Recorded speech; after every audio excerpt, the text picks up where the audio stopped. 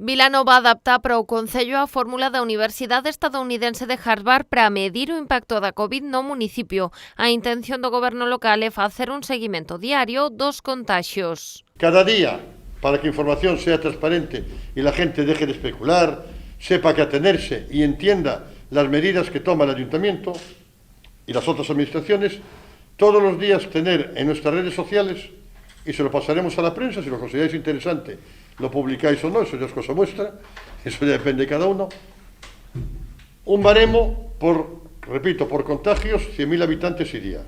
O método ten en conta o número de casos novos por cada 100.000 habitantes e día. Deste xeito, calcularase o nivel de risco na área sanitaria Pontevedra-Salnés. No caso de Vilanova, a proporción extrapólase a poboación que ten o concello.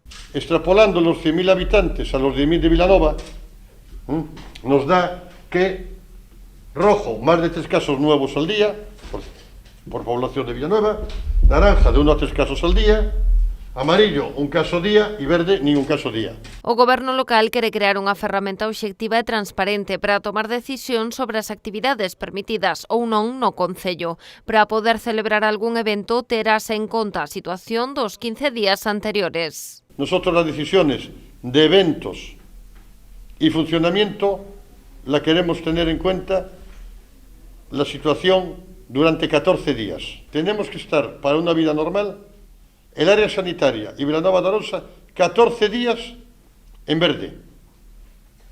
14 días en verde. No vale la pena tomar decisiones un mes antes, no, porque no sabemos cómo vamos a estar dentro de mes e medio. A tarefa requirirá do esforzo do Concello para recabar información, máis aínda tendo en conta que a área sanitaria Pontevedra-Salnés non ofrece datos desagregados dos contaxios nos concellos, algo que, segundo Durán, debería mudar.